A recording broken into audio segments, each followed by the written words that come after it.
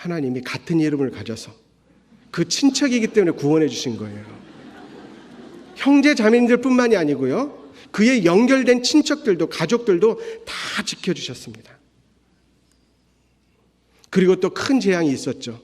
그 쓰나미로 인해서 후쿠시마 제1 원자력 발전소에 물이 들어가서 정전 사태가 발생해가지고요, 그 핵 발전소가 폭발했습니다.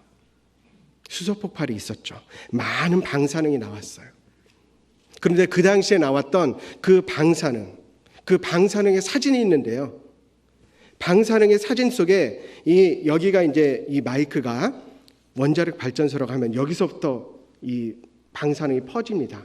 회오리 바람처럼 이렇게 한 무리가 이렇게 퍼지고 또 나뉘어져서 위쪽으로 퍼졌습니다. 근데 중간은 방사능이 없어요. 밑에 쪽 후쿠시마 지역 그리고 이와테 현이라는 그쪽 위에 갔는데 가운데 미야기 현에 있는 곳은 방사능이 별로 안 왔어요. 왜 그런가 봤더니 거기에 센다이 교회가 있잖아요. 왜 그런가 봤더니 그 뒤에 야마가타 교회가 있었거든요. 정말이거든요. 정말 하나님이 그렇게 지켜주셨어요. 두려워 말라. 내가 너와 함께 함이니라. 놀라지 말라. 나는 내 하나님이 됨이니라. 내가 너를 굳세게 하리라. 참으로 너를 도와주리라.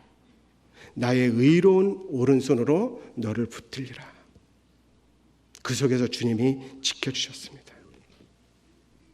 그리고 그 어떤 환란이 있었어도 그 환란 속에서도 하나님을 찾는 사람, 그 사람은 반드시 인도하여 주시고 구원하여 주신다라는 것도 알았습니다.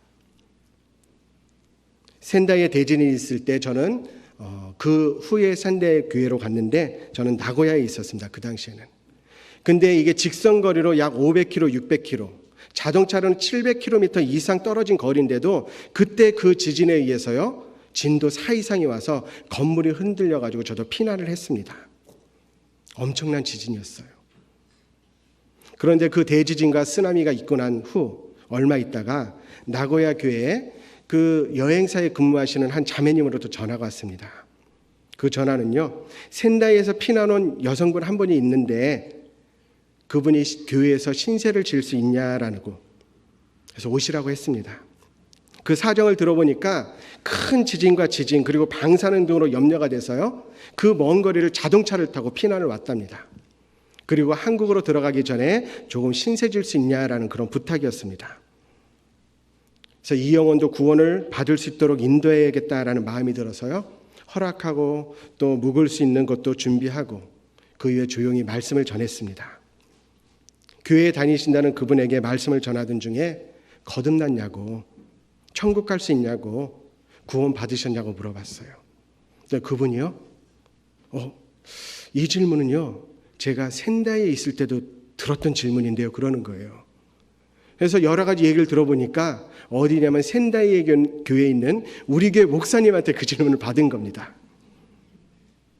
3월 11일 날 지진이 있었는데 그분이 사실은 3월 18일 날 센다이 교회 성경 강연에 참석하도록 약속을 했었던 거예요.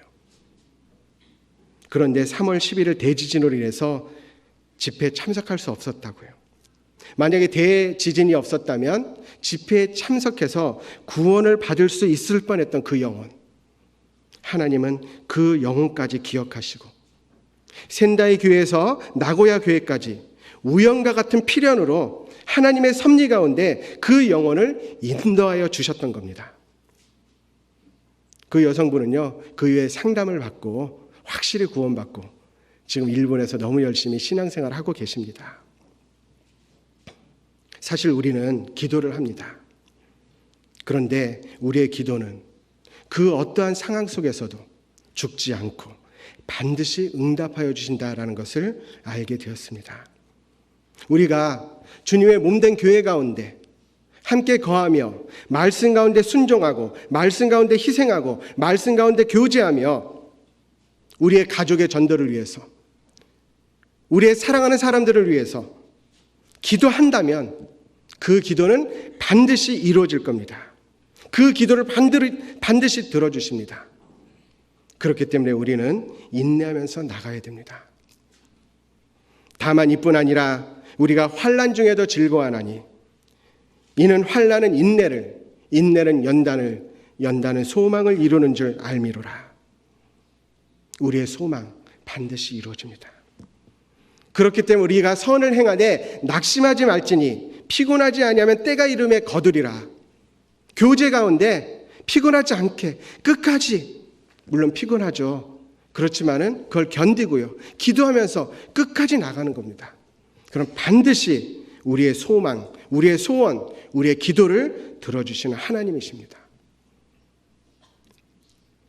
7절입니다. 121장 7절.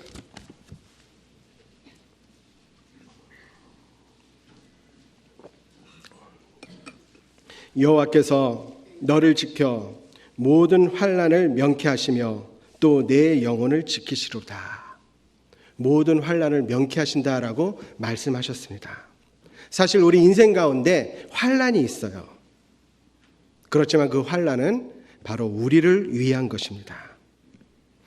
물론 구원받지 않은 많은 일본 사람들에게도 환난이 있었습니다.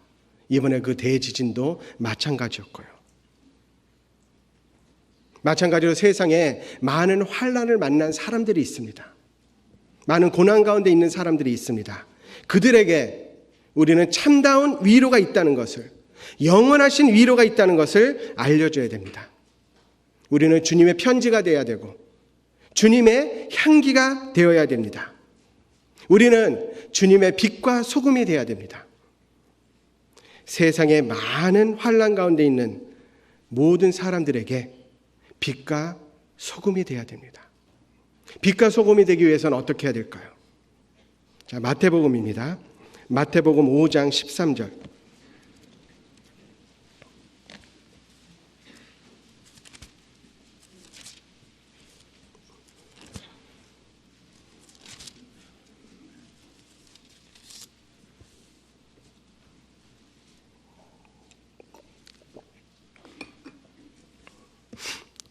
(5장 13절부터) 제가 읽겠습니다. 너희는 세상의 소금이니 소금이 만일 그 맛을 잃으면 무엇으로 짜게 하리요? 후에는 아무 쓸데없어 다만 밖에 버리어 사람에게 밟힐 뿐이니라. 너희는 세상의 빛이라. 산 위에 있는 동네가 숨기우지 못할 것이요 사람이 등불을 켜서 말 아래 두지 아니하고 등경 위에 두나니 이러므로 집안 모든 사람에게 비추느니라. 16절 같이 읽겠습니다. 이같이 너희 빛을 사람 앞에 비치게 하여 저희로 너희 착한 행실을 보고 하늘에 계신 너희 아버지께 영광을 돌리게 하라. 너희는 세상의 소금이다. 너희는 세상의 빛이다 라고 말씀하셨어요.